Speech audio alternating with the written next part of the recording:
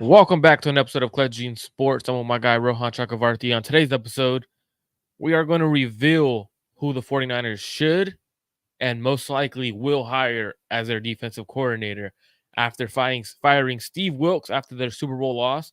There's reports the 49ers are going internally. However, they may go outside of this. There may be a weird connection in some situations. You guys will find out right after this.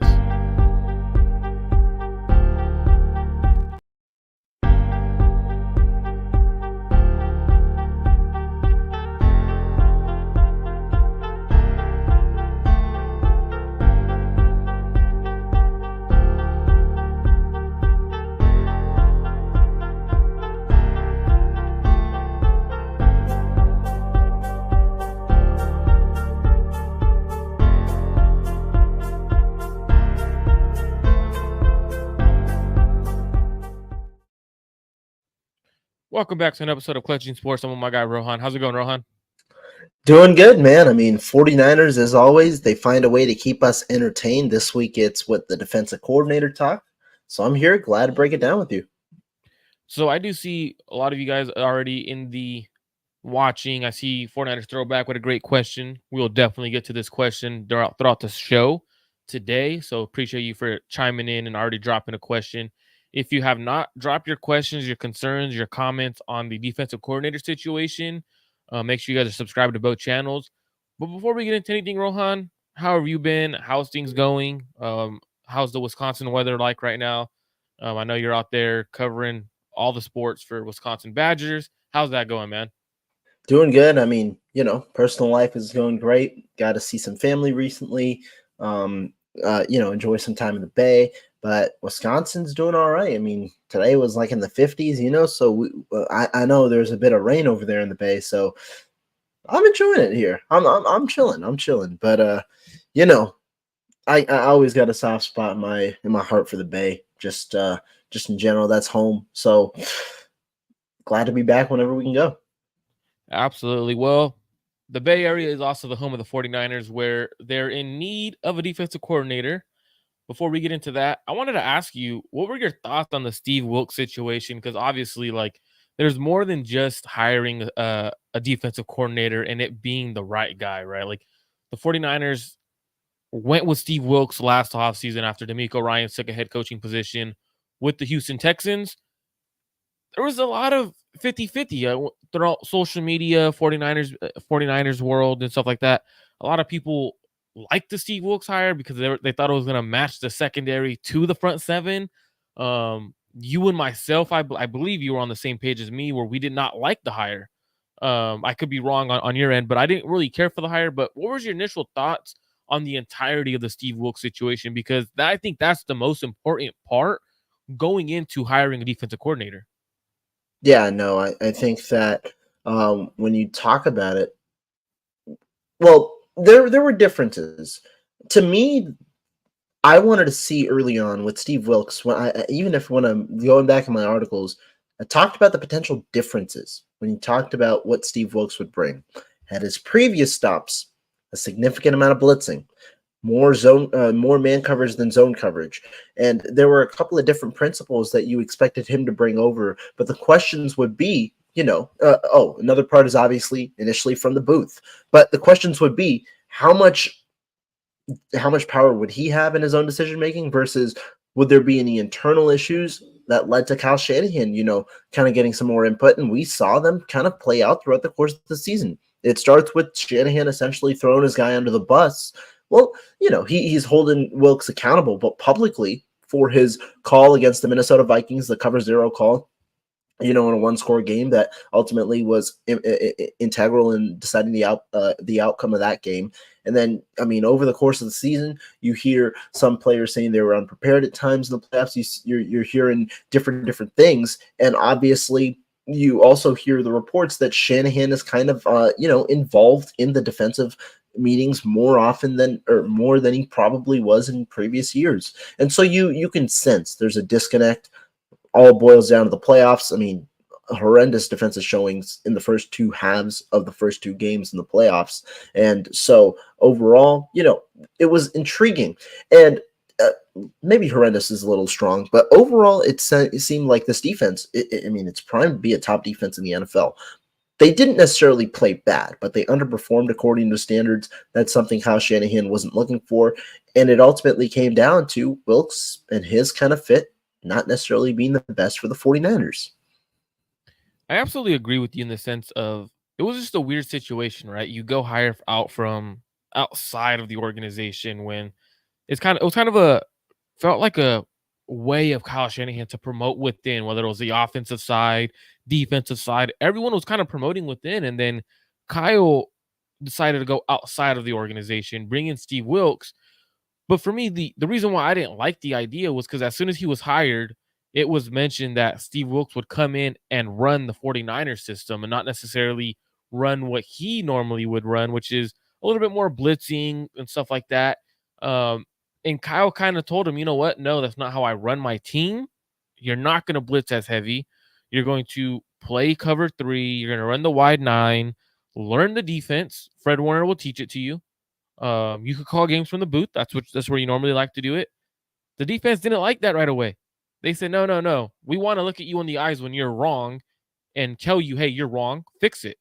Kyle sided with his veterans, which to me, from the beginning, from immediately siding with your veterans, great as a head coach. But it's also putting your defensive coordinator in a tough situation in the sense of you're showing you don't care for his knowledge of the game. You don't respect him as much as you should.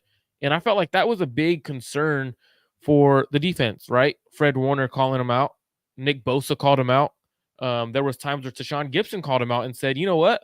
We have the playmakers. We're just not in position to make the plays. Um, to me, that was the biggest concern.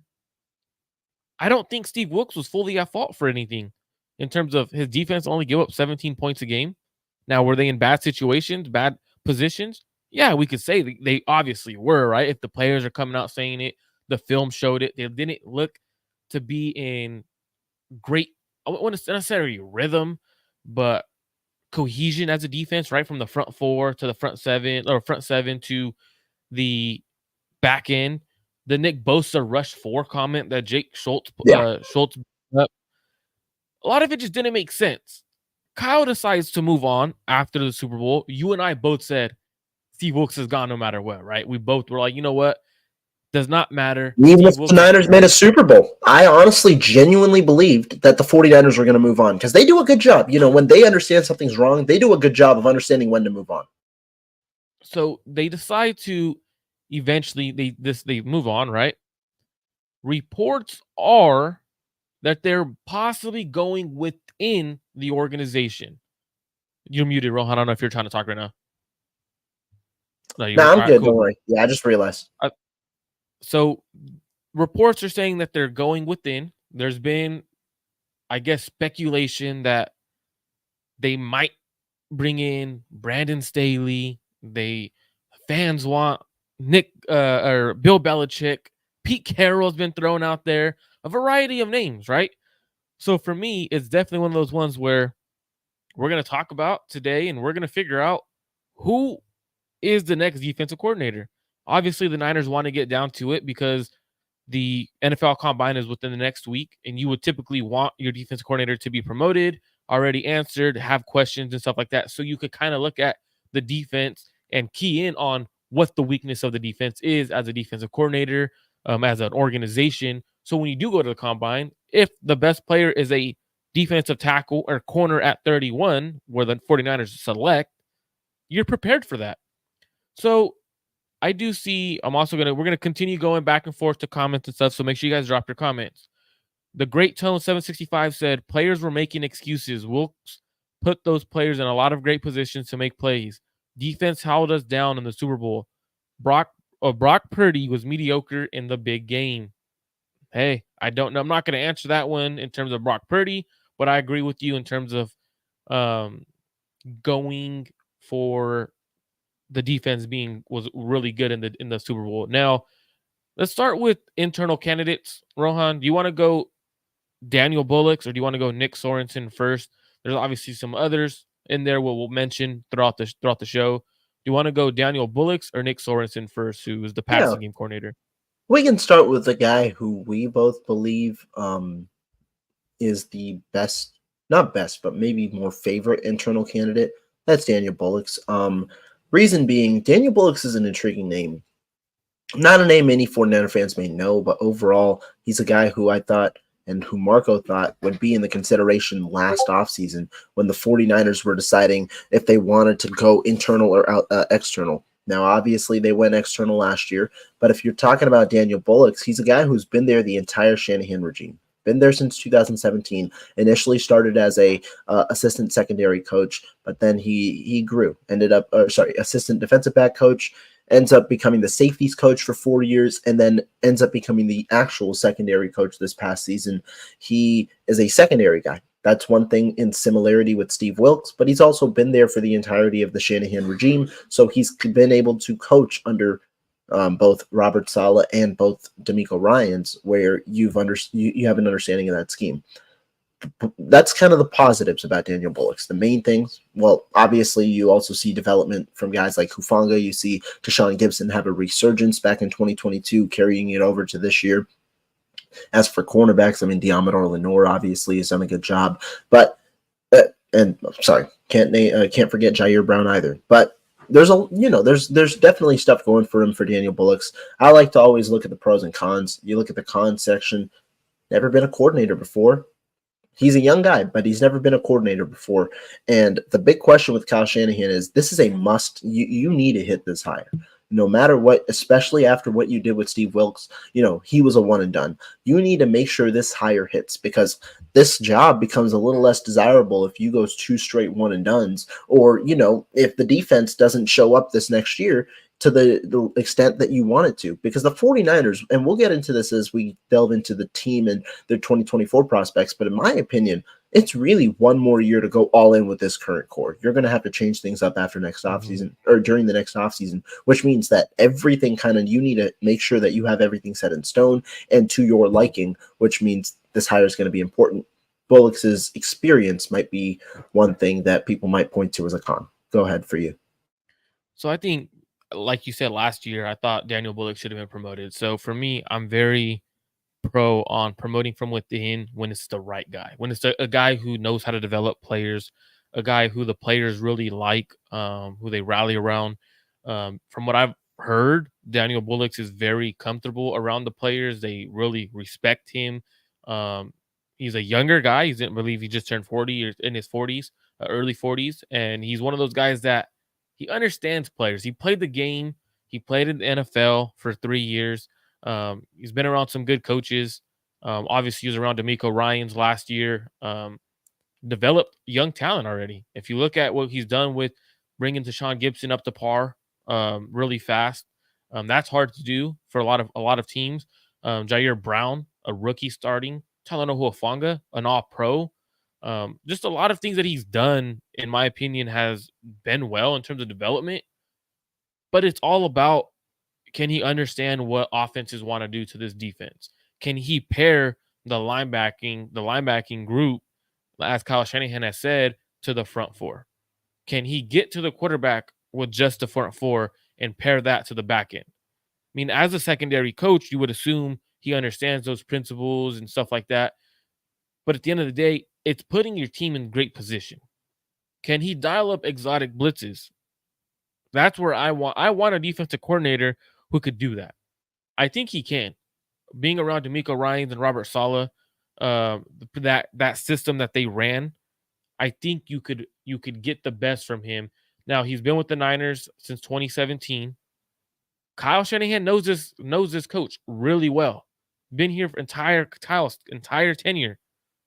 So when you see something like that, you would have thought Kyle would have promoted him last year. So for me, I really think Daniel Bullocks is the guy internally.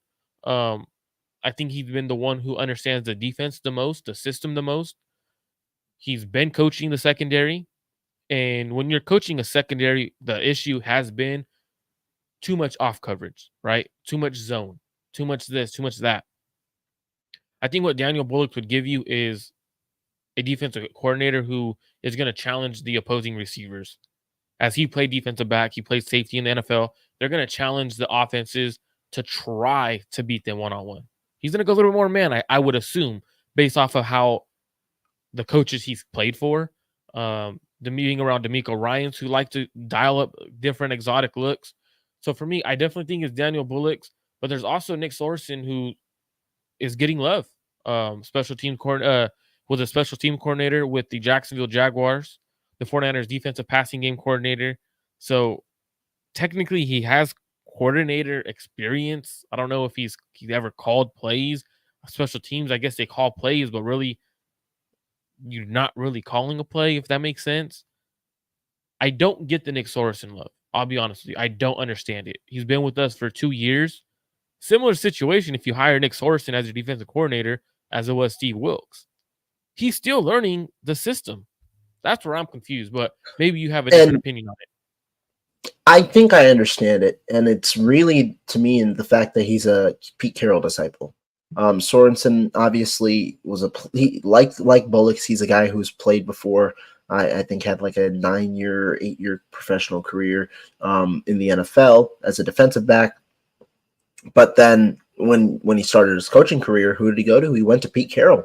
This was the Legion of Boom years, where he was working pretty much. He started as a special teams coach, but then grew to the secondary coach, was there from 2013 to 2020, and then ended up being the Jaguars special teams coordinator before coming to the Niners. So I think it's the fact that, it's that Pete Carroll system that the 49ers initial scheme originated from. You're talking about Saleh, who was a disciple from Pete Carroll. And it's kind of like maybe a mix of those principles with the newer principles that the 49ers have involved with their defense. And so it might be from the fact that he's been around that. And I don't really value the coordinator experience as much, given that, to me, coordinator experience, the number one thing for me is if you're calling plays or not, which I don't believe has on the defensive side of the ball. But I think that there's value in that he's a Pete Carroll disciple, has been the pass game coordinator, and also works. He was, I believe, he coached the nickelbacks this past year, so he was integral in the development of Deommodore Lenoir. And I think the nickel is actually an important position in this defense and can be an important position in today's football. So I think that there might be a bit of an understanding there. The two things that are similar to both is obviously their secondary coaches.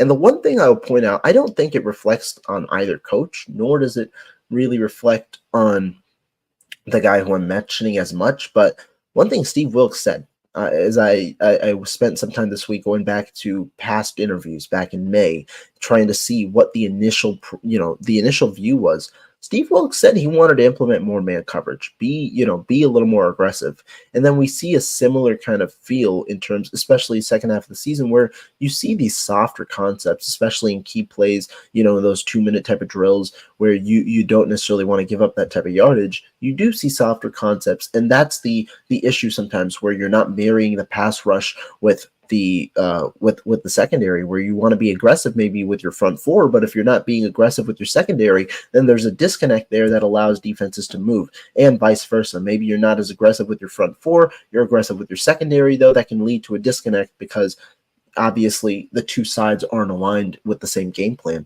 And so I do wonder, especially if you go to another secondary guy or a guy with the secondary background, what's going to be the goal, the ideal suggestion to marry the two together? And that's absolutely a great point, because Steve Wilks did want to do that. He did that everywhere he's been. A little bit more man, blitz a little bit more. Is it a Kyle problem, right? Like that's I'm not going to say it's a Kyle problem, because again, it's the defensive side, but we know how Shanahan has a vision for it. And the thing that I'll point away from is obviously the system worked when there was a defensive coordinator in place the years past. But what exactly is the issue to where you're not being able to implement that kind of thing? Is it the philosophy of the defensive coach? Because Wilks, prior to that, ran a significant, a good portion of man coverage. He had a lot of those man coverage principles instilled in his defense, even dating back to his college days at Missouri and things like that. And so you do wonder where the disconnect ultimately is. I want to point out this comment from my guy Jake. Pointed out too much quarters coverage, could possibly see Bullocks being able to coordinate the front seven aggressively like D'Amico once did. But I'm confused a little bit on where ultimately the disconnect was in the building in terms of how do you get to you're trying to instill more man coverage concepts, trying to, be more aggressive, not only in the front side, but also in the back end, because that was what Wilks' forte was. How do you get from that to having some inconsistencies on either side? And I think that's what I meant by I think it's a Kyle problem. Kyle doesn't really like to go man defensively, right? Like he wanted the same system, the same style, because he says it's harder to coach against for his offense, right? Well, not everyone's running your offense, Kyle. People understand how to attack this defense now. Like you've shown how to attack the defense. Like you think teams aren't going to understand how to attack the defense based off of how you've picked apart this defense when you coach against it, against Seattle, against other teams. Like that's where I'm like, like it doesn't make sense for Kyle to bring in Nick Sorensen, I think Nick Sorensen's more of a disciple of Pete Carroll. I think Daniel Bullocks is also he comes from that Gus Bradley tree with Robert Saleh, where they coached together for in 2016 for the Jacksonville Jaguars under Gus Bradley as a defensive coordinator there. So it's a similar system, but Gus Bradley is a little bit, I think, a little more aggressive than the others from that system. There's also been reports that Niners may possibly go out of the organization and pick up some guys, right? Rumor is the Niners if they truly want to hire similar system, a guy who's very familiar with and is coach a top 5 defense with injuries across the entire defense. He's the defensive coordinator for the New York Jets, Jeff Ulbrich. Now, I don't think he calls the plays. I believe it's Robert Saleh who calls the defensive plays, if I'm not mistaken. But it technically would be a lateral move. So the Niners would have to make it a promotion. They really can't, because if they promote him to an assistant head coach job and the Jets want to keep him, they could just give him the assistant head coaching position in New York. But from someone I was talking to, I'm not going to say who, said technically Ulbrich could leave if he really wanted to because he's calling plays. And that's where it would be the disconnect, where if he really wanted to leave and join the Niners, he could do it because he's calling plays. I don't know if that's true. I don't know how accurate that is, but based off of what he had told me, that is possibly what could happen. So, what are your thoughts on Jeff Ulbrich coming over to the Niners and being their DC? Yeah, it's weird. I don't necessarily know if Ulbrich is not I thought he was initially calling plays when he joined, but maybe he isn't calling plays anymore. I think that was the case because I thought Saleh said when he was hired back in 21 that he was not going to call plays defensively. I do think something changed, and then he ultimately did. The Jets obviously had a great year this year defensively, but Ulbrich is intriguing. I wrote an article earlier today, not anything about the Jets. The Jets, maybe, they might have the power to block that move because it's a lateral move and things like that. But to me, I think that if you're looking at it, I think this makes sense for the 49ers. One, I always try and look at history and things like that when you're looking at a guy and the way that he might fit, obviously, with the 49ers. Jeff Ulbrich, he was in Atlanta. So who's the guy who kind of ran that Atlanta system that made him popular as a head coaching candidate? That was Dan Quinn. Jeff Ulbrich was there when Dan Quinn, who Kyle Shanahan loves, was, the head coach. Jeff Ulbrich, I believe that's kind of where he started his career.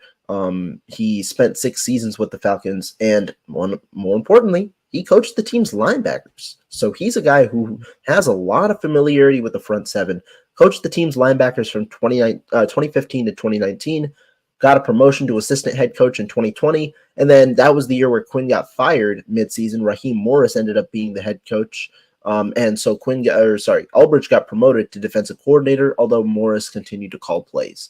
Then after that, when they kind of moved on, I believe Ulbrich went to the Jets and has been their defensive coordinator since 2021.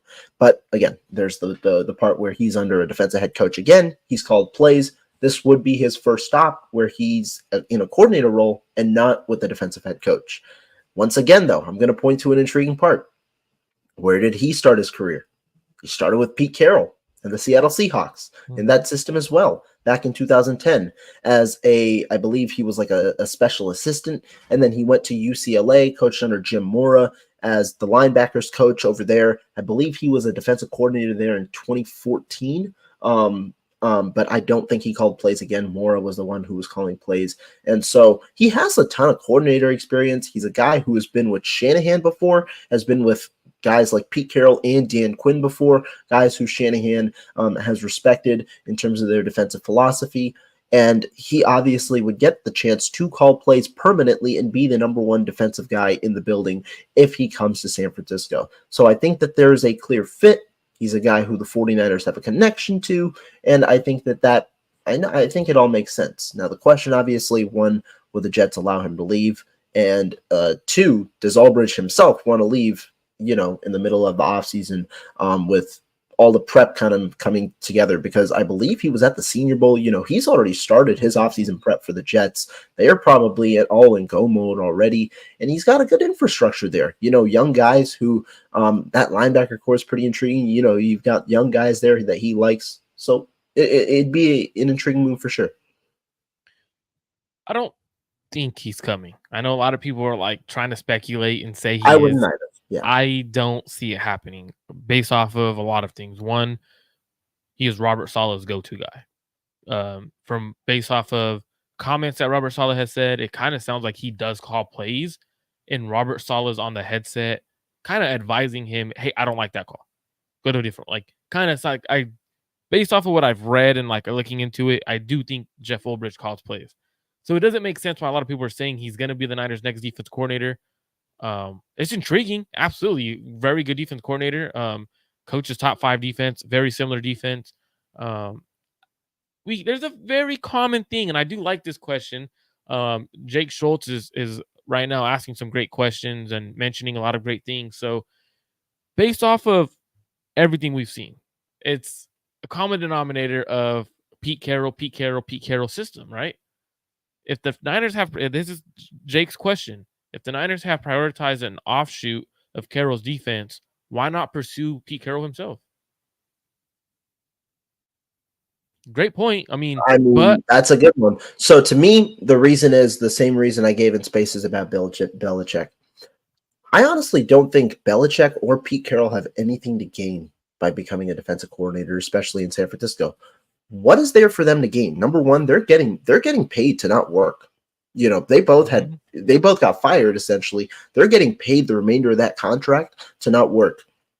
They would not be getting, I believe, they wouldn't get any extra money to come work for the 49ers. It would just come out of that buyout. And so the Seahawks for Belichick would be the Patriots would have to pay him a little less, I believe, if he comes to work for the 49ers. Regardless, though, I don't think there's any benefit for that.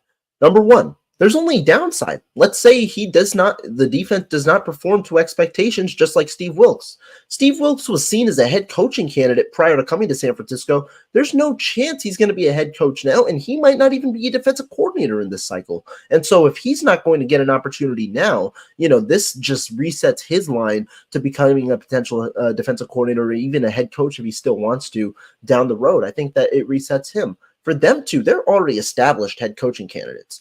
They have a resume, which they're going to present to people when, a significant coaching cycle comes in 2025. I don't think that they have anything to gain by coming to San Francisco. And I think that they would both, especially as old as they are, respect a year off before resetting and getting back into, the breadth of things. If you look at the potential options that could come for next season, I mean, maybe you're looking specifically at Belichick. I think Dallas's job opens. Pure speculation. I think both New York jobs have a chance to open. Belichick obviously has a history with the Jets. He's been there before, and so I think that those are just 3 opportunities. But I think they're going to be options for them to be head coaches. I don't think that they should. I don't see a reason why they would take their stock to come coach for the 49ers and be the second fiddle to Kyle Shanahan. I don't think it's got to be. I don't believe in the ego thing. I don't think it has to do with any. I don't think it has to do with Shanahan's ego and him deferring to somebody. In fact, I personally believe he wants a defensive coordinator where he can be hands off because it just adds responsibility to him as a head coach if he's going to have to micromanage his defensive coordinator. But pursuing Carroll, pursuing Belichick, I just don't see it happening because I don't think either of them are going to go for a coordinator job or really a big role at all this offseason. I would agree there. So someone had messaged me on Twitter, the DM me and said, "Hey, why aren't the Niners pursuing Bill Belichick? Why aren't they pursuing Pete Carroll?" And my response was, one, Bill Belichick actually has to lose if he becomes the Niners defense coordinator, right? Because there's already a narrative around Bill Belichick as possibly one of the greatest head coaches of all time. But people like to use this. He won because of Brady. Brady won without Belichick. Belichick couldn't win without Brady, right? If he goes with Kyle, they won a Super Bowl this year. It's Brady needed Belichick needed Brady and Kyle Shanahan to win Super Bowls. He was never a great coach. It was all Tom Brady, right? That would be that's so you're losing your legendary or your how would I say it, your coaching ability in terms of who people think of you as. I don't think it's ego. I don't think Belichick would give a F about that, right? I truly don't. Pete Carroll, I don't see him coming to the Niners in terms of always got to remember there was a rivalry. He's at like you said, he's at the age where he doesn't have to work. He could get paid and consult for the Seattle Seahawks. I think it's both wiser for them to sit out a year, go do some TV work for a little while, come back as head coaches for the Dallas Cowboys, the New York Jets, potentially another team. That's I think what they're going to do. Now, the last candidate on the list that I've seen people talking about is Brandon Staley. Now, I don't see Brandon Staley as an option. I do see a lot of people that are like, well, he was great with the Rams. I just don't like the three going from a 4-3 to changing it up. In my opinion, I think that would be stupid. You already didn't like Steve Wilks in the terms of what he wanted to do. I can't see Kyle fully allowing a guy like Brandon Staley, who he's a good defense coordinator when he's only a coordinator. Obviously, we saw that with the Rams. Terrible head coach, two different things. You have a lot more pressure, a lot more responsibilities on your plate. But we've clearly seen Kyle's inability to let the defense coordinator fully coordinate when he doesn't trust him. Now, he trusted Robert Saleh and D'Amico Ryans like crazy. Like, he didn't even think about what they were doing. I don't like the decision if they go Brandon Staley. I also don't think they're going out of the organization. I think they truly want to stick to an organizational hire, someone they're familiar with like they did in the past, someone that understands the principles of what they're doing. Now, Brandon Staley would bring a little different dynamic, right? From what I've seen when he was with the Rams, really good defense coordinator. He blitzed more than the Niners usually do. What are your thoughts on Brandon Staley and why should they not hire him or why should they hire him? I think it's a not hire for me, though. Yeah, I think he'd be my least favorite candidate. I just don't think the styles mesh with San Francisco. I mean, if you're talking about the way that Brandon Staley utilized that defense, I don't want any of my edge rushers moving out in pass coverage. I don't. I don't think that that's a good fit. Especially, I mean, can you imagine putting Nick Bosa off ball? And so to me, So wait, I so you're telling me you don't want to see Arik Armstead dropping coverage? no, hell no. Why What the not? hell? Dude, No, 6'9", yeah. bro, played basketball. That's great length. He's taking up space. No, and Just, I just just don't. messing with you. I mean, that's only one, principle, and it's a smaller principle. But I just don't think that it's the right fit for what Staley wants. I don't. I don't think that he was able to fully get his vision in LA. I think that he didn't do a great job of roster building there, and obviously head coach did not turn out great during his tenure there. I mean, everyone's going to point to that 1 year where he had with the Rams. I think the Rams have a lot different personnel defensively than the 49ers, especially if you look back to that year. And so I think if there was a guy who I would not want as the 49ers defensive coordinator, it would be Brandon Staley. I think he would be my top option for no. And I'll say this. I don't think I'm going to give an A+ hire to whoever the 49ers hire. I think it is at least with the realistic options. I think all of the options that the 49ers that I would have viewed as A+ hires I are off the disagree. board.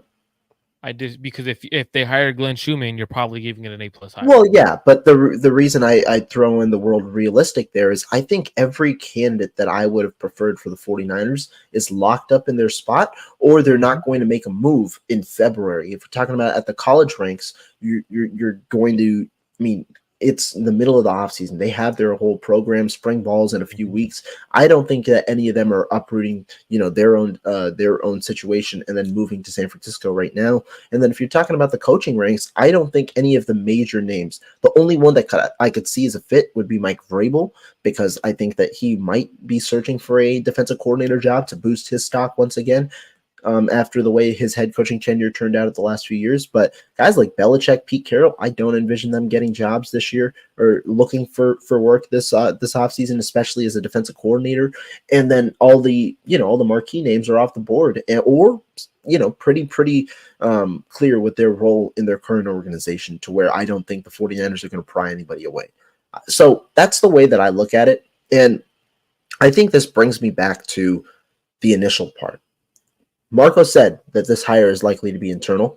I agree. I think that with the way they've conducted the last few weeks in terms of their search, so on so for a coordinator, I think it's going to be an internal hire.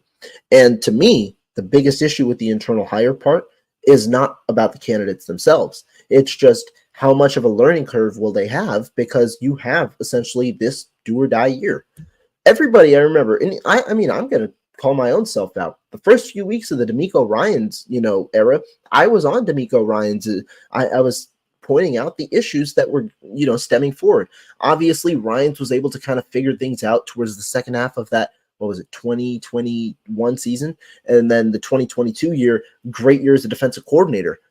But whoever, if it's an internal guy, that guy does not have that window to kind of see the level of improvement that you might expect from a coordinator. You want him to be good from the jump, because this is a do or die year for the 49ers. Whereas if you had hired him back last offseason rather than hiring Wilks, you have that year of gap, because you essentially had 2 years to win the title. You had a year of gap to where you could see him grow. And then this year as well would be a year of pure growth into a top tier coordinator if you truly believed in that guy. I think that's the 1 year you took away from him. Hopefully, obviously, whoever you're grooming behind the scenes has gone through development of his own. But, play calling experience is a completely different thing. And so we'll see where the 49ers ultimately go.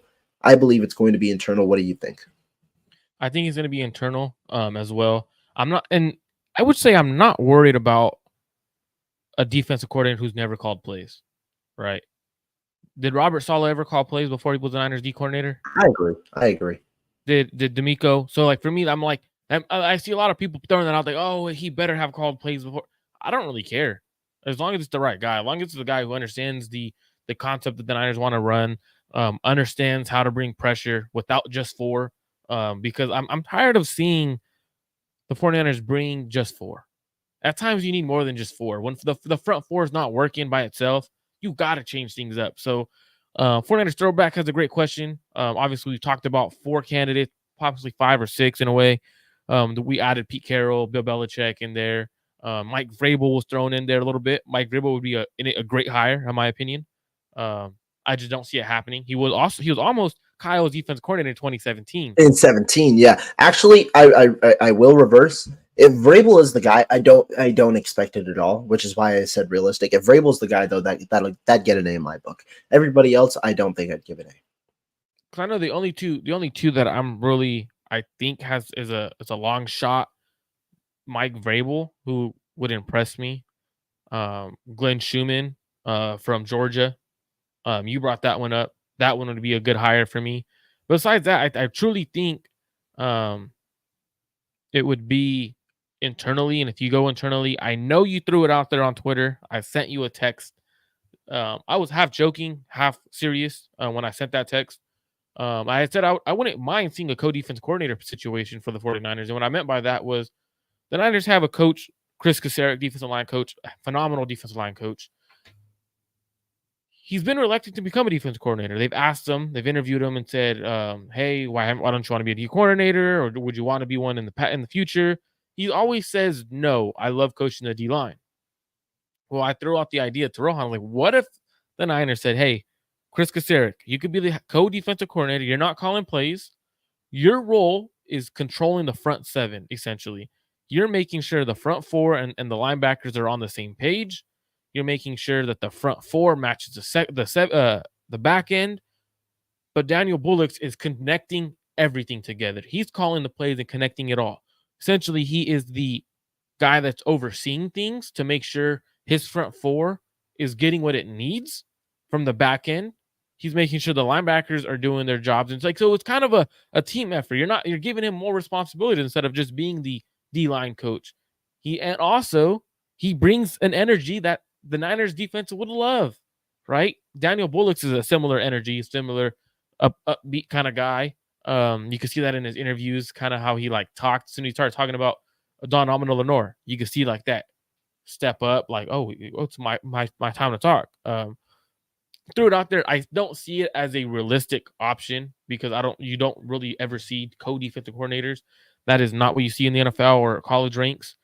But I wouldn't mind it actually, and I think it'd be intriguing seeing Chris Kasarik have a little more responsibility from the front four, possibly front seven, and trying to connect that range versus Daniel Bullock just coming in on his own and having to be just the only guy. It would allow Kyle to also not have to worry about the defense as much because you have two guys bouncing ideas off of each other rather than one making the full decision.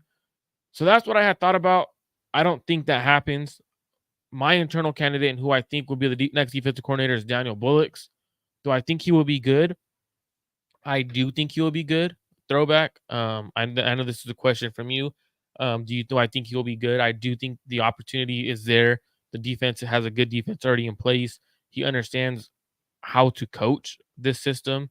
I feel like he's going to be a little bit more aggressive than Steve Wilks. And I think he's going to let Kyle Shanahan know, you know what? I'm calling my shit.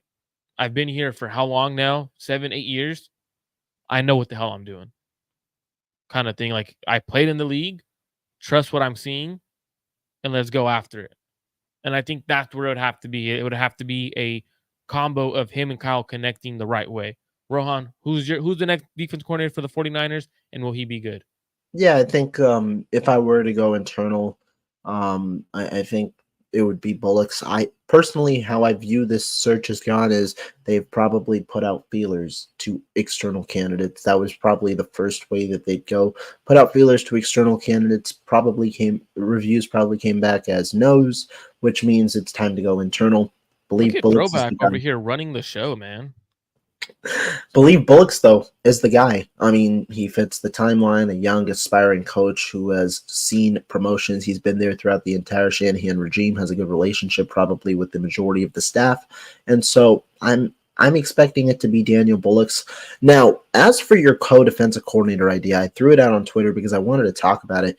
I don't think that you might necessarily go with the co-DC idea in terms of having two guys labeled as co-defensive coordinators, but I think that you might see extra input from Kocurek or from Johnny Holland or somebody like that who won't be the defensive coordinator but might have more input because you are trying to find the best formula to marry the pass rush to the secondary. And I think that if you get good input from those guys who are directly involved, with the pass rush, with the front seven, alongside a guy like Bullocks or Sorensen with the secondary, I think you can, create a little bit more of a dynamic like that. Now, what do I think Bullocks will be good? If I'm genuinely being honest, I have no idea. The reason that I will say it's more likely he ends up good than not is the same reason that I endorsed the D'Amico Ryans hire back in, 2021.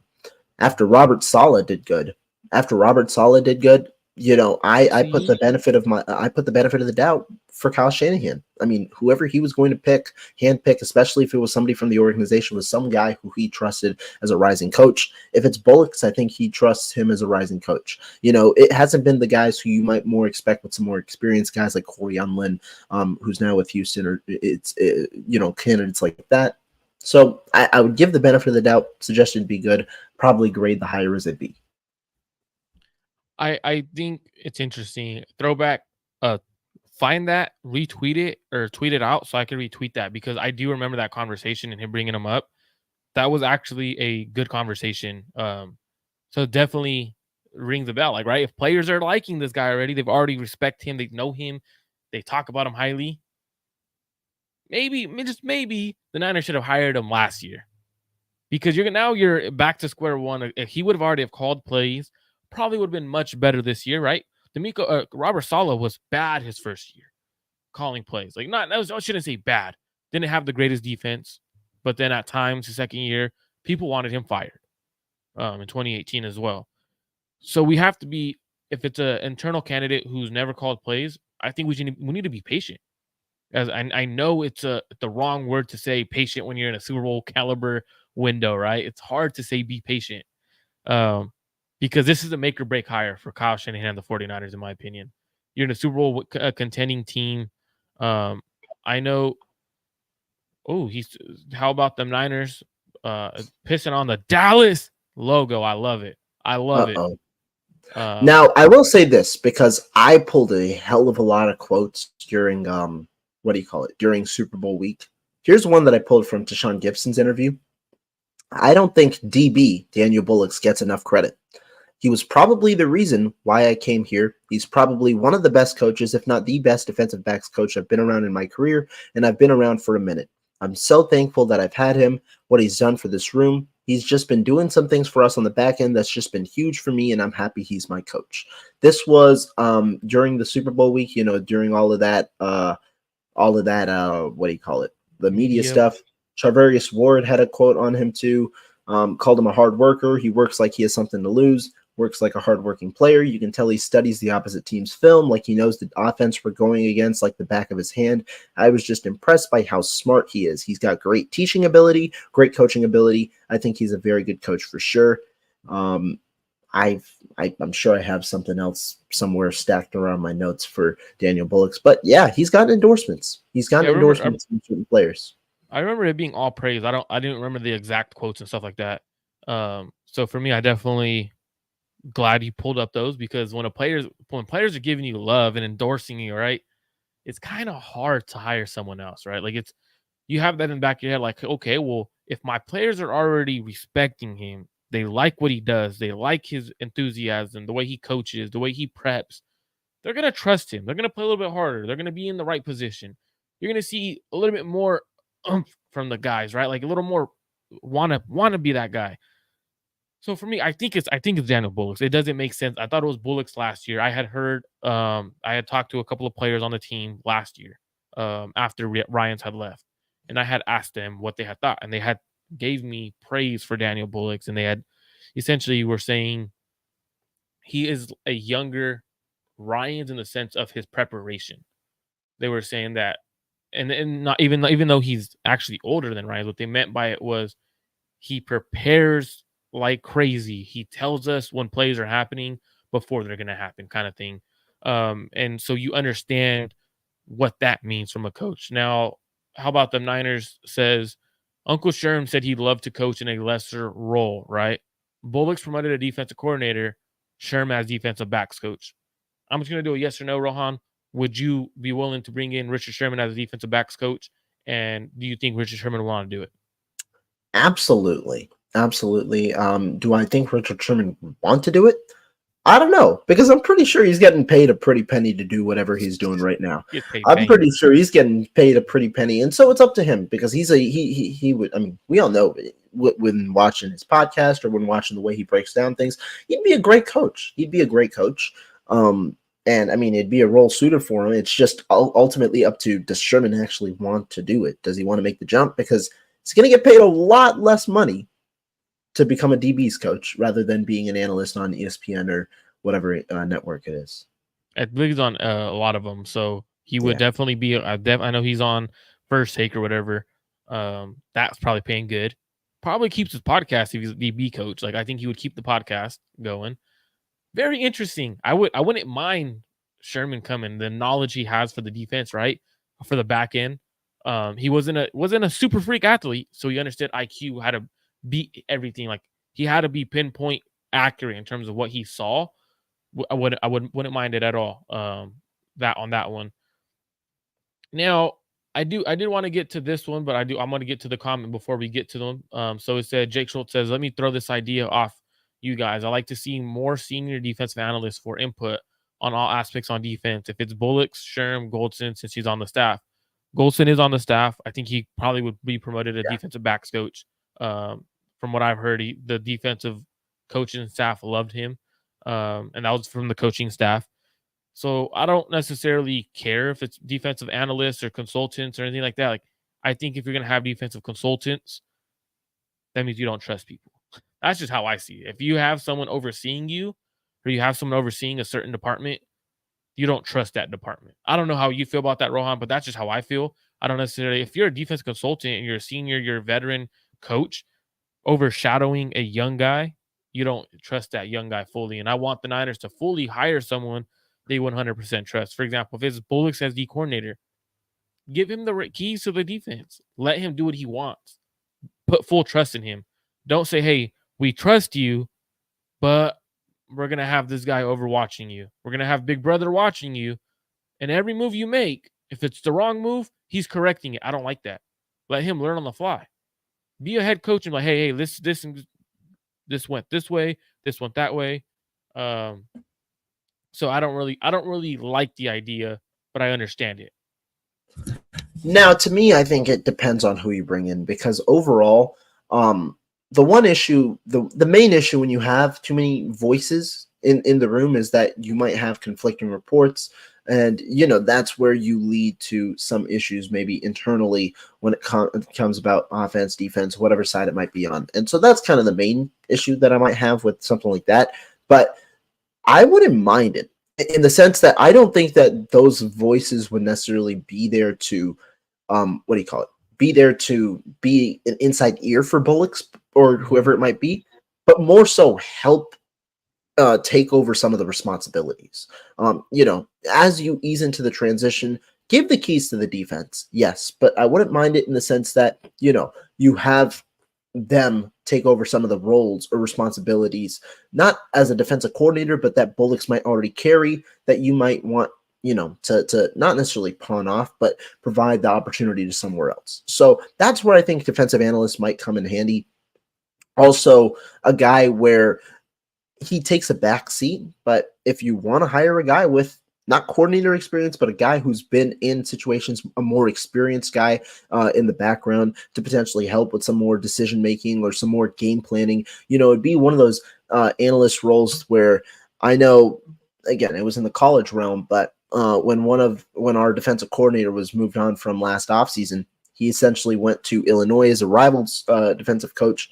And the game plan there was he works 4 days a week, helps install the game plan, isn't involved with play calling, isn't involved with what goes on Sundays or Saturdays, but it might be one of those type of roles, an analyst role where you're involved in taking some off the shoulders with the game planning realm, but then move forward. I think that would be all right with me, but it obviously depends on the relationship that you develop with the defensive coordinator and how all the voices kind of get mitigated in the room. You don't want too many voices saying different things. Otherwise, it leads to tension, obviously, inside between all three levels.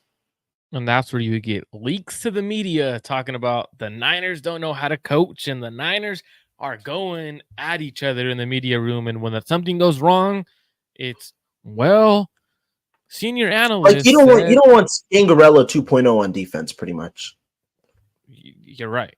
Or you have a Nick Sirianni kind of thing where he loses people and everything drama unfolds, right? Like, 'cause that's kind of what's happened there. He had a lot of voices who were analysts and watching over, and then things started spewing. More reports are coming out, and more like that's because coaches around him are like, what, we didn't agree with him. We were there, but guess what? We didn't agree with what he did. I swear 49ers throwback is legitimately in our text message thread or something, because he's talking about players coming back, draft stuff. Like, he kind of knows what we're talking about, which is kind of creeping me out. I ain't gonna lie. But right now, 49ers throwback, we'll get to that question, but we're going to talk a little about the defensive schematics a little bit. Should the Niners keep the wide nine and the cover three principles? Should they go away from that, Rohan? Because a lot of times the wide nine isn't great against the run. It's great against pass rush, getting after the quarterback. That's what it's known for, right? It gives you problems in the run game, right? And that's something where the Niners struggled this year. They could go a regular technique and go away from the nine and stuff like that. What are your thoughts on the wide nine, and cover three principles? Is it an issue for the 49ers? Should they go away from it more? Should they stick to it and keep it as their space. What is your philosophy in terms of a defensive system that's run well? What would you do if you were the 49ers in this situation?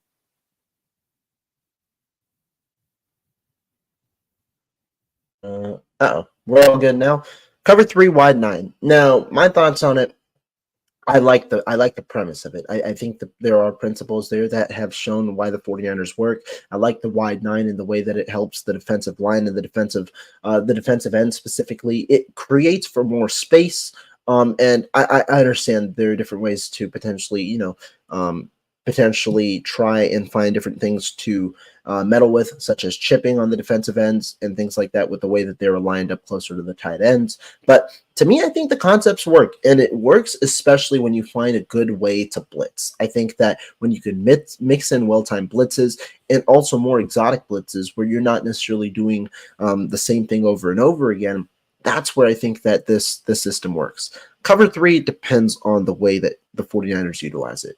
I think cover three, the 49ers utilize it in two different ways. One, you can see them playing a little more softer. You see them playing some of these soft zones where they're in their realm, and they're trying to kind of take away the space, take away those yards after the catch, get defenders closer to receivers or ball carriers when they're going into these different zones. But I think that cover three would be more effective with a little more press man coverage that the 49ers utilize. We've seen it work when the 49ers utilize it more. But again, it also depends on how you utilize your defensive line. I think it depends on how you utilize your defensive line, because if you're not being as aggressive with your blitzes, but also with the way that you rush forward, then what you do in the secondary becomes void. So overall, here's what I think. I think the reason that they're looking to keep it is because it has worked in the past. And I think you still have the personnel to do so. I wouldn't be opposed with going to a different system, but there can't be any wish-washy behavior where you're trying to kind of get the best of both worlds and then create some internal discourse where there's some differentiation between what Shanahan wants or what the defensive coordinator wants. You have to be set in going one way and looking to implement that one way. Otherwise, I don't think that it's going to work with the two differing levels of systems. So for me, I think the wide nine, it has its goods and bads, right? It works if you have a guy like D Ford opposite of Nick Bosa, right? If you have that speed element opposite of Bosa, Yeah, it works. yeah. But if And you that's where don't, Drake Jackson was supposed to come in. We'll see what happens, but that's kind of the vision there. Go ahead though. but absolutely. So like when you have that other element opposite of Bosa, it works. But when you don't, you're sustainable of giving up 4.5 yards per carry within the tackles, because it's easier to run with all that spacing there and allows easier kickouts and stuff like that. And that's why you see guys, for example, Chase Young come over, getting kicked out easily, right? And that's not necessarily his style. Now watching stuff like that, for me, wide nine against a quarterback who is very decisive, knows what he wants to do, right? It's bad against because you're wider, takes you a little longer to get to the quarterback, balls out, boom, boom, boom. You're not going to get after the quarterback. And that's why people are like, there's no pressure getting home. Well, technically, it's pressure that's getting there, but the quarterback's getting the ball out within 2.7 seconds. You're not going to be getting after him. That's the wide nine for you. If you have a guys who could eat space, guys who are like Arik Armstead, fully healthy, DJ Jones, the wide nine isn't an issue. And I know Throwback threw out DJ Jones in the thing. When you have guys who could eat up space, not an issue. When you have guys like Javon Hargrave, who's not a good against the run, it becomes a bigger issue. When Arik Armstead is getting paid all this money, but his injury luck is just not on his side right now, it's kind of an issue. Now, cover three I know the Niners like to run the cover three. They run a lot of quarters as well, and stuff like that with this defense. But cover three being the principle of everything, I don't really like it. I like to be aggressive defensively. I like to be able to match up, go man, disguise things. I don't like sitting 6, 7 yards off and playing cover three and playing catch and running, Exactly. turning and running. That's what I mean. That Yeah. that's just not me. I don't like doing that. I like to be up in your face and make it hard on you, especially when it's guys who can't create separation, right? Make it like, for example, look at how the Kansas City Chiefs played the 49ers. Great weapons across the board. They said, you know what? My guy's better than your guy. We're going to beat you man to man after line of scrimmage, get our paws on you, and you're not going to do nothing. That's the kind of defense I like and the kind of defense I grew up in terms of let's play man, let's get after the quarterback, let's dial up exotic blitzes. So for me, I'm out on the wide nine. I'm out on cover three being the main principles. I think you could do a lot much more in terms of disguising things, going cover one, cover two, disguising looks, cover three, going a lot more exotic. I think that's what the Niners need to do. It's kind of been a similar situation in the playoffs. When they get to the playoffs, they play good quarterbacks who could get the ball out quick. The wide nine isn't effective. You're in your cover three zone. They know what they're going to do. They know how to attack that. So for me, I think it's time the Niners change up a little bit and go away from the wide nine and cover three being their main coverage, their main principles of the scheme. Definitely something that I have thought about for some time. Looking at the way offenses run the ball in this defense in the playoffs, teams are trying to attack us in the run game. It's easier to run the ball against the wide nine in between the tackles. I think it's time the Niners truly go away from the cover three and the wide nine if they're going to hire someone that's going to run principles of the Pete Carroll system. The cover three, which is the cover three is what he ran predominantly. I do. But also, here's what I want to ask you question wise. Do you believe you talk about some of the premier defenses over the past decade? That Pete Carroll defense, with the principles that they involved, the Vic Fangio defense. Do you believe teams are adapting more to those? And do you think that, there needs to be a semblance where you involve some of them, but you also try and find different ways to evolve? What's kind of your take on there's some of these traditionalistic defenses, wide nine being one of them over the past few years that the 49ers normalized. What do you think, if you're transitioning into something else, what do you think is kind of a part of the evolvement of defenses around the NFL I think that you want to see the 49ers use? So for me, looking at the best defenses in the league, right? Going to the Ravens, Chiefs, who else? Not the Niners, right? When you look at all Even those Cleveland, defenses, Cleveland, when you look at all these defenses, the Niners issue has, in my opinion, has been you're running a defense that you don't have the personnel for, right? Like you don't have that speed rusher opposite of Nick Bosa. So now your wide nine really truly is, you don't have that speed guy, right? You don't have that speed element off the edge. So now your wide nine truly isn't great. You don't got a great edge rusher on opposite of Nick Bosa to stop the run.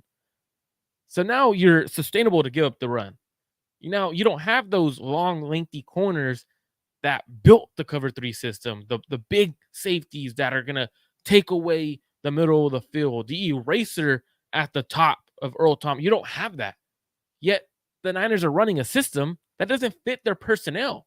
Now, I get Nick Bosa, and this is a great comment by Mitchell Innes, that Nick Bosa and the clique run the team in terms of Nick Bosa likes to be in the wide nine because it gives him an opportunity to get after the quarterback because he's lined up wider. Now he has a lot more in his arsenal to attack an offensive tackle. You could do it on passing downs. You want to go wide nine? Guess what? We could go wide nine on 3rd and 7 when we know that the offense has to put 3rd and 6 when they're going to pass the ball. We know we could go wide nine in this situation because they can't run it at us. I think you can still implement it, but it shouldn't be a consistent thing that you're doing against other opposing teams. Now, things that I would like the 49ers to add, I would like them to go a lot more man. You could go man, a lot more blitzing. You don't have to necessarily blitz more. Just disguise the looks, right? Like when you're watching the Niners, Rohan, you could kind of see what they're in, right? Like you could even just flicking from the TV angle, I'm able to notice, you know what? The blitz is truly coming. Like when they actually have their linebackers in the A gap and they're standing over, you have Fred and Dre Greenlaw standing over, you know when they're dropping and when they're not. Like it's kind of obvious. If I could see that, guarantee the offensive coordinator on the other side and the quarterbacks are like, all right, Good disguise. And it's been like that for some years. So for me, I think disguising more looks, going a little bit more. I would personally go a little bit more cover one, um, cover two. I would like to see some quarters, a little bit more in terms of mixing things up, throwing it at teams. Um, I don't mind Tampa too. You have the linebacker to do it. To go and doing more of that. But I'm not the defensive coordinator. I'm not in the NFL or coaching in the NFL or anything like that. Just from what I see, what would you do or what principles would you add to the 49ers defense if you could?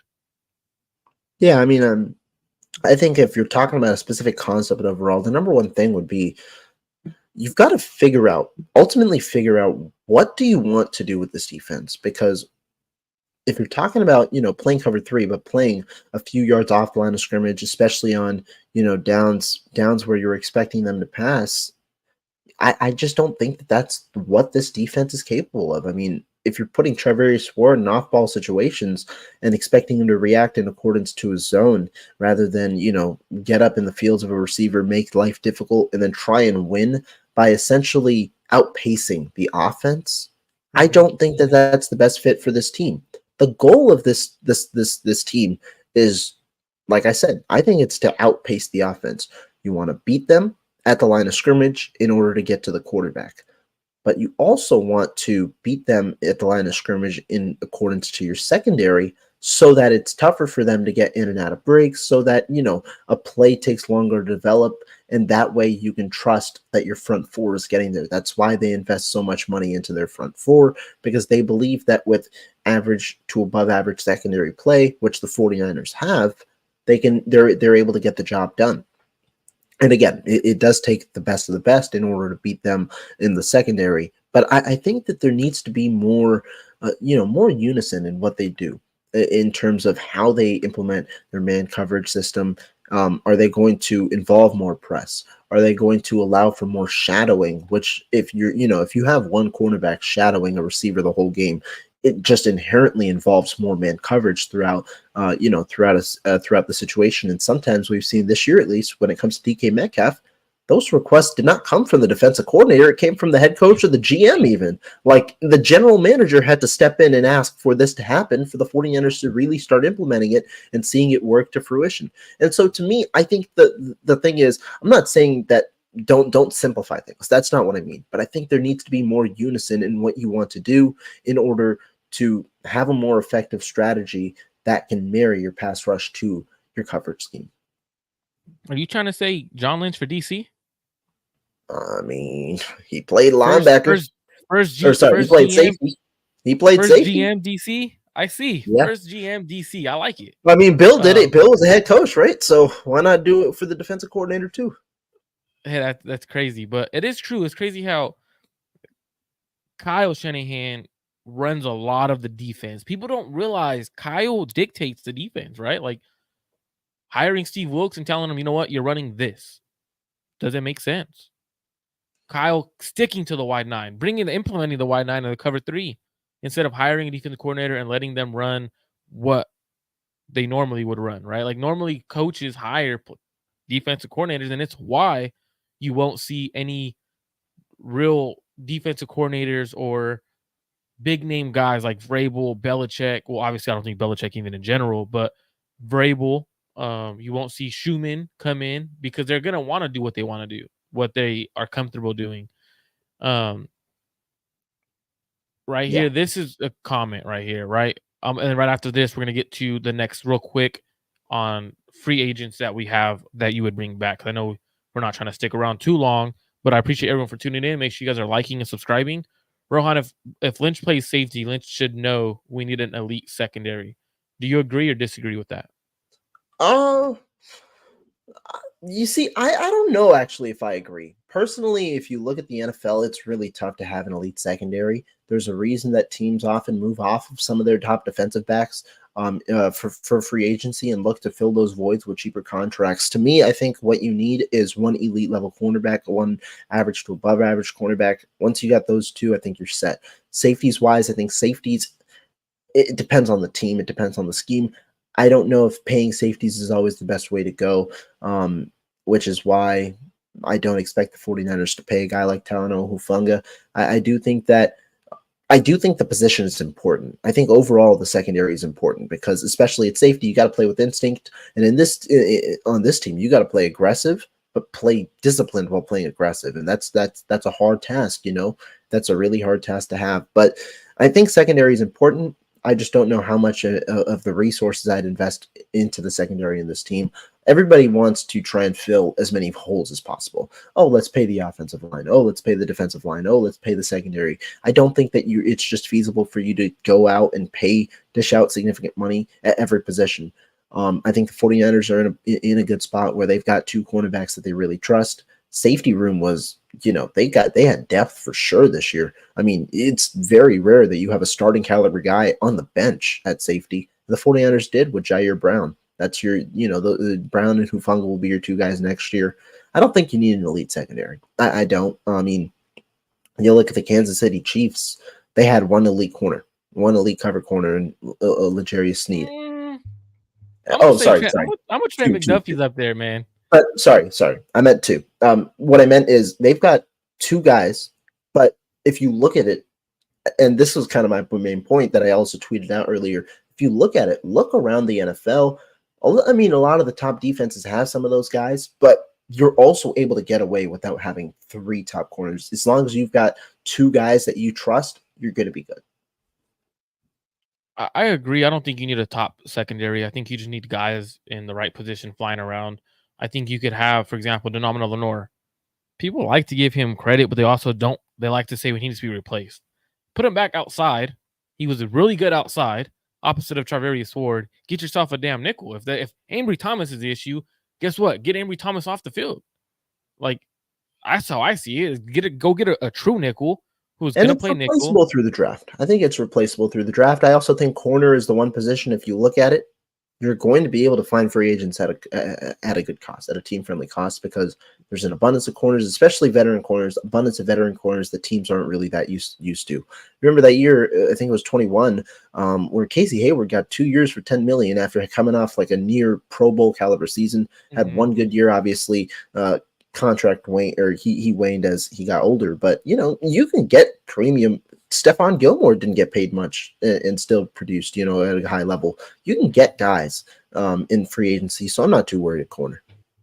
And I think Charvarius Ward showed he could be a true corner 1. So you just kind of need a complementary piece opposite of him. And I think Demo is that guy that could be complementary towards him. I just think you need to find a nickel corner. And you can find that in free agency. They're usually cheaper. Now, our last segment of the day, because obviously the draft season's coming up. So we got to know what free agents we should bring back, obviously, because NFL Combine's coming up. We have everything kind of starting to lean towards, okay, what players should we bring back? Where should we look at in terms of our roster needs? So looking at it, what free agents should the 49ers bring back, if there are any? I know the 49ers free agents that they have really aren't any big name free agents. You don't have like guys where it's like you must bring them back, but there may be a few of them where you're like, you know what, the Niners have to bring him back because of depth, or he's probably a starter on another team. So you should not let them walk. So what are your thoughts on any guys who we should bring back and whatnot? And then shout out to Rick Diaz. I'm gonna read this comment right before you go, Rohan. What up, gentlemen? What is going on? Oh, I'm doing fine here in Chicago. I'm doing fine. Still thinking about the 49ers loss. Like, how can I forget? I'm recovering. Go Niners. Well, hope you're doing well, Rick. Appreciate you for tuning in. We are definitely probably in the same situation. I recovered already. I got over it. Got a question asked both of these. Do you think you can answer it, please? Yes, go ahead and drop it, and then we could try to get to it after this segment. Yeah, I mean, if you're talking about free agents to bring back, overall, if you look at the picture, the 49ers have 18 unrestricted guys, and then 2 restricted guys. They've got, I believe it's Juwan Jennings and Ben Barch, who are the 2 restricted guys. Jennings, I believe, is going to come back. He's restricted. If the 49ers really, really want him back, to make sure nobody touches him, you put a second-round tender on him, pay him $4.6 million. If not, it seems like the more likely option is the right of refusal tender, around $2.8 million. He's going to be back, in my opinion. Elsewhere, though, I think guys who you might make it a priority. I mean, the team loves to go after defensive line. with Armstead's injury history, I think that you might want to go out and try and bring back Javon Kinlaw. He's a guy who flourishes well in the system this past year after obviously struggling. Given his 1 year resurgence, you might expect him, and that being as a backup, you hopefully hope that his market isn't as deep, because the one issue is defensive tackle. That's a market where players get paid. Backup level players will get paid $4.5 million, $5 million. We'll see if the 49ers are able to afford him. I like Farrell. I think Farrell would be a nice depth piece to bring back to compete in camp. Another guy on a 1 year deal. I think that you can afford to bring him back. Up to the 49ers, Oren Burks, their LB3. He's a free agent. If you believe he is going to be an integral piece to your special teams unit, you bring him back. 49ers did get draft 2 linebackers. I don't expect him to return, though. If you're looking down the line, one guy I do think that should be Chase back is Young? Chris Conley. I like Chris Okay, Conley as a receiver. sixth receiver. I think that the 49ers have benefited from having that sixth receiver being a veteran, especially if their younger guys who they're trying to develop continue to underwhelm. I think Chris Conley would be a good guy. What about you? I think those are my main options. So I do agree. I think you got to bring back some of those guys. I think Javon Kinlaw is one of the ones, but I do think he might have priced himself out of the Niners market, to be honest Yeah, with you. Like, he played yeah. really well. Other teams could offer him $5 million, and I don't think the Niners can match that. I don't think, and I get 5 people are million for frustrated. TT3 is just a little tough, Absolutely, I agree. And I get a lot of fans are like, you know what? Get rid of Kinlaw. He's been terrible since he's been here. I thought last year he played phenomenal, man. Like, it's kind of hard to play like that. A lot of people are like, oh, well, he should have been playing like that. Well, he was been injured. I thought he was worth the first rounder. His injuries killed him. Finally healthy, had a great season. For me, I actually think I would bring back Chase Young, man. I don't know why, but I would bring back Chase Young. What So would be your NBA price pool, I do range? know why. That's my main thing. I should actually I said that wrong. I do know why. I just don't know for how much. I said that completely wrong. So for me, I don't know my price range. Absolutely, I don't. But when you look at what Javon Kinlaw has done, right? Since he came to the 49ers, I know he didn't live up to expectations for a lot of fans. But when you look at his win percentage, it was at 15.5 for win percentages, which was a top 30 in the NFL. 60 plus pressures, which was his career high. 7.5 sacks, career high. He's only going to get better under Chris Kasarik, opposite of Nick Bosa. The talent is there. We saw that in the Super Bowl. We saw it in some games. Now, for me, it would be more so energy and effort from him. Can I get that from him? Knowing I'm going to pay you, can I get that effort? Right? Like, that's where the concern is for him.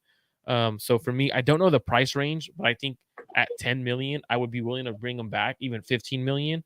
I just don't know how likely that is. Like, because you're getting a true defensive end opposite of Nick Bosa. Do I trust a rookie coming in a Super Bowl window year? I don't think I do. So I would definitely want to be bringing them back. Now, other guys I would want to bring back who I think the 49ers who should, Clean Farrell, Jawan Jennings, I think is, like you said, is a lock. I personally would bring back Chris Conley, but let him compete with the rookie. He could always go to the practice squad. That's stuff that I look at, like, you know what, practice squad kind of guy. I'm not bringing back Ray McLeod. I'm not bringing back John Feliciano. I don't like how he outed a teammate like that. To me, I don't want those kind of guys in my locker room. That's just me building a team.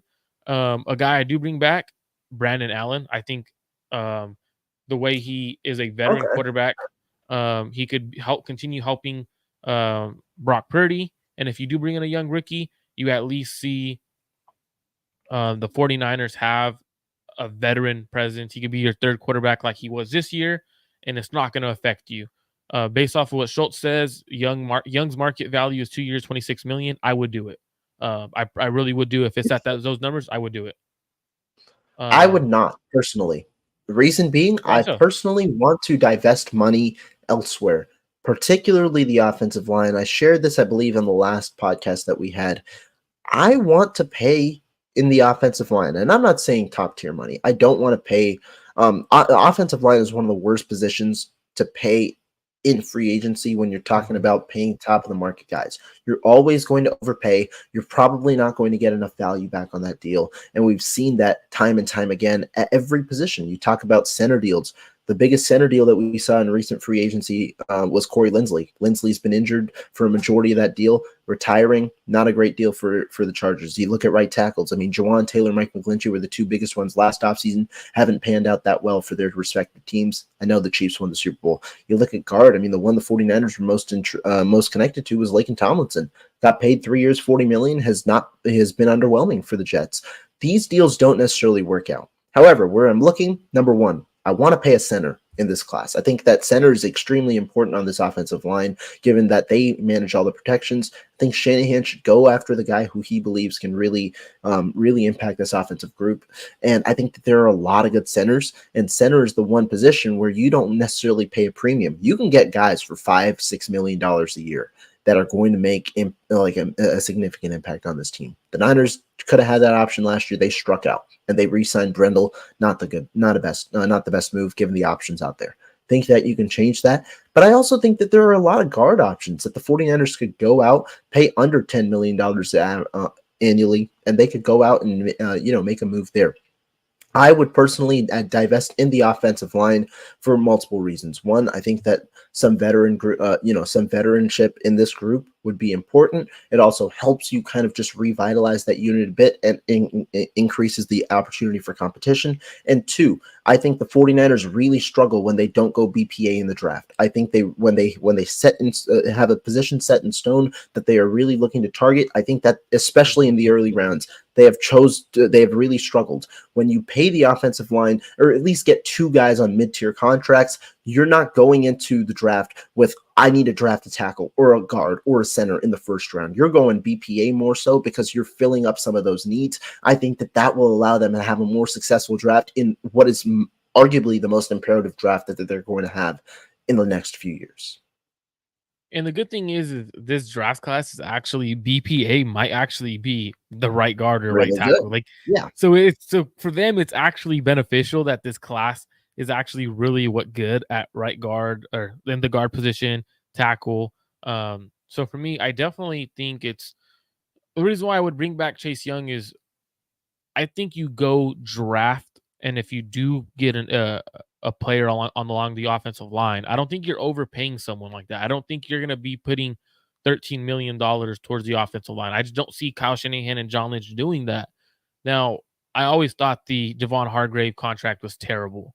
I thought it was just one of the worst contracts in terms of the 49ers that the 49ers have signed in recent memory. Now, I said that from the beginning, and I'll keep saying it. I thought he wasn't the right player for the Niners.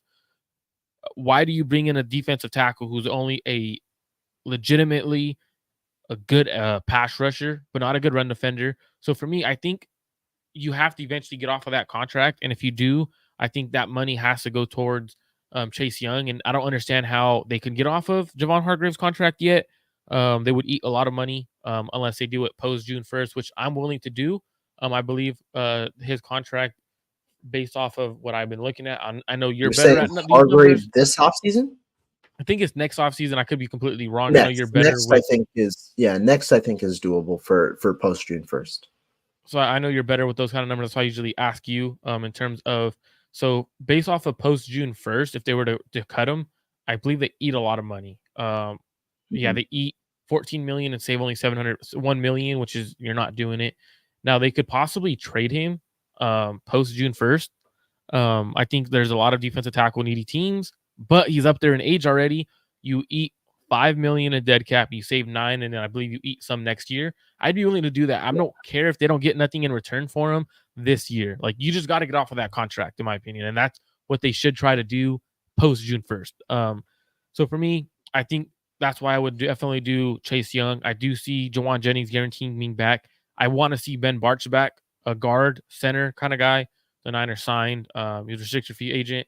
But those are the guys I think the Niners are should bring back.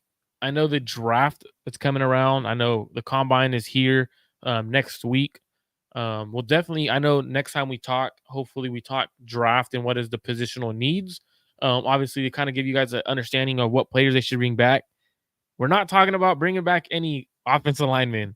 We're not talking about bringing back John Feliciano, which is a bad thing because now the comment you just brought up talked about Rowe. I think they get a veteran guard and have him compete with Burford. I think they're going to push Burford to start. I think I Burford do is in that. the wrong position. I think he's a tackle. Said this from Except the first day I saw Niners, I him. mean, they haven't been the best team in allocating the correct positions. I mean, a guy who we said this about was Jalen Moore, who we both believe was a guard from day one, and clearly they did not. I mean, they viewed it and then they changed him, and we've seen struggle after struggle. I don't think that they're going to get that right, and so I'm not that confident in that. I definitely think Burford's out of position. He's from the day one. I said if he's at right tackle, he has the athleticism. He has everything to be a high caliber tackle. I don't see him as a guard at all. He looks uncomfortable there. Doesn't make sense why he's still getting run there. Um, being there in camp, I saw from the day one he is a tackle. He is not a guard. Rookie year, I thought he played a lot better than his second year. Um, so we'll see. We'll see how he turns out. I think he has a lot of potential, but I think he should compete at right tackle. Well, whoever you bring in, I let him compete at right tackle. Go find a right guard in free agency. I think it's cheaper to find a guard anyways. Go find a right guard or a center in free agency. Um, Rohan, are you excited for the NFL Combine? Oh yeah. I mean, I luckily got the opportunity to go cover it. We'll be there. What is it? Next Thursday when the combine starts. So yeah, I'll be there for the weekend, and I'm excited to see these guys in person because I said this. I started draft prep fairly recently, like actually starting draft prep, going into a deep dive into a lot of these prospects last week. This is a fun class, man. I'm Deep. really excited to start diving into this. This is a deep class. The deepest classes are always the most fun because it's not just first round gems that you're looking at. You know, you could actually look deeper into the class and see who could fit your team because there's a lot of good talent in this class. Very excited to see how this goes. Definitely. I know when I started a lot earlier than I normally do actually because I wanted to get to more players this year. So for me, looking at this class that I've been texting you, I texted you in November. I said there's nine first round grades on offensive line. 9. Yeah. Like that's how deep this offensive line class is. So that we're likely going to see a top offensive lineman fall to 31 because 9 offensive tackles aren't going or offensive linemen aren't going before 31.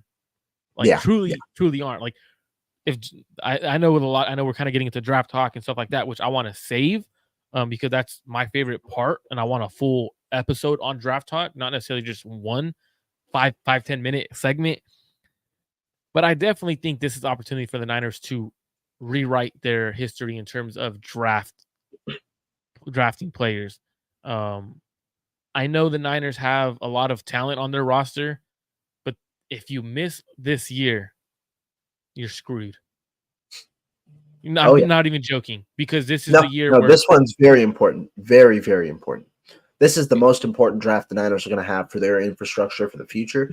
If they miss this year, their window is over after this next year. Or, sorry, after the next 2 years.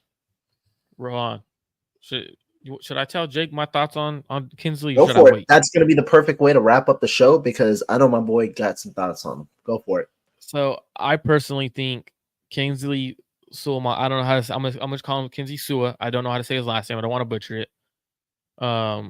I think he's a phenomenal tackle. I think he could eventually replace Trent Williams at left tackle. I think at right tackle he has the athleticism, the strength, the build. He has the anchor. Watching him in space is fun. He likes to decleat corners, safeties, linebackers. I personally thought he was one of the best tackles at the Senior Bowl, up there with Tyler Guyton.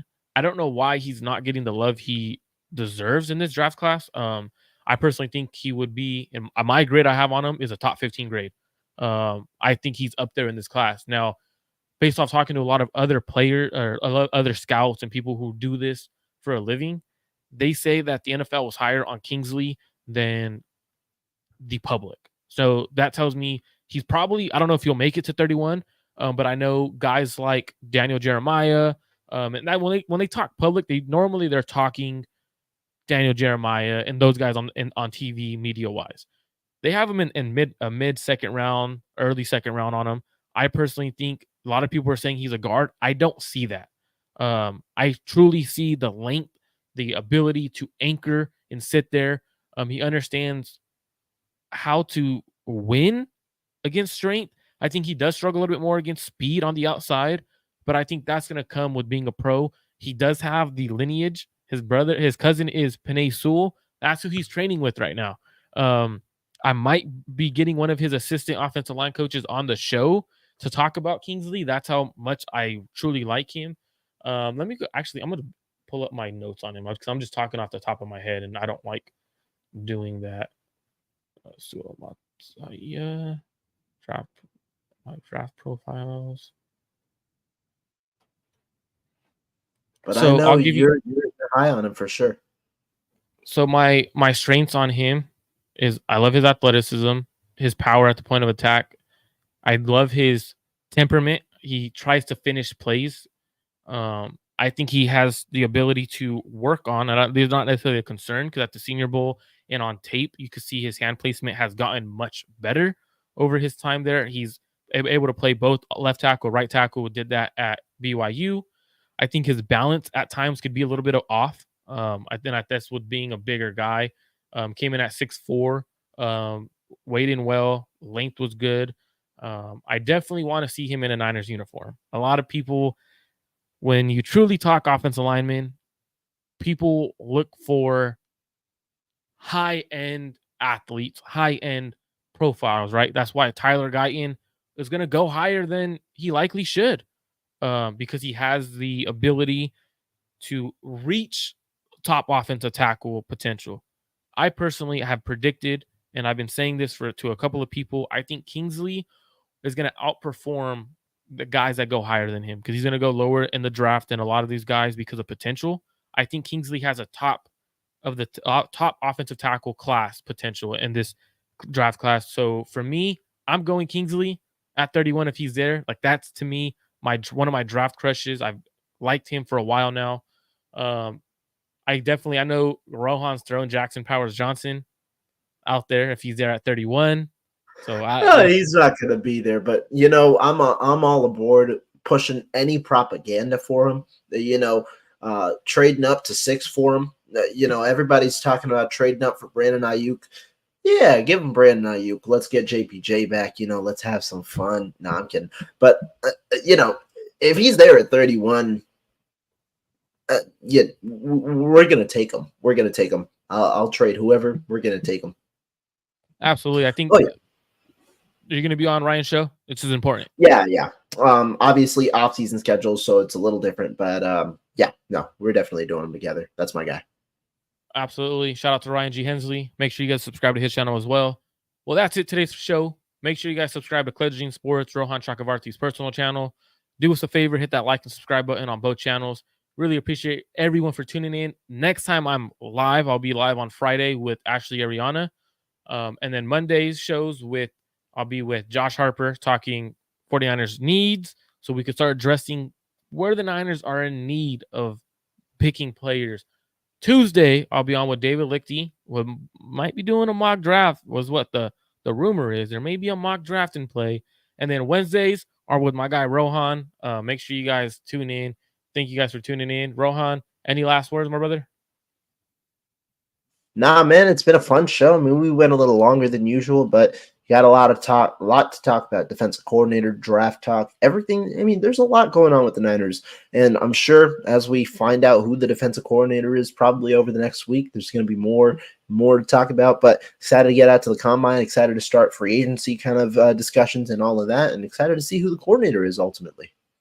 Make sure you guys are on Rohan's Twitter because I definitely know he'll be announcing some draft stuff and guys at the combine who he's liking based off of drills and stuff like that, movement ability, tightness. He's able to see that in person. That's much better to see it in person. I work from home, so I'll have it on TV. I won't be with Rohan in person, but I'll have it on TV, so I'll definitely be trying to tweet out stuff. But thank you guys for tuning in. Make sure you guys like and subscribe to both channels. We're out.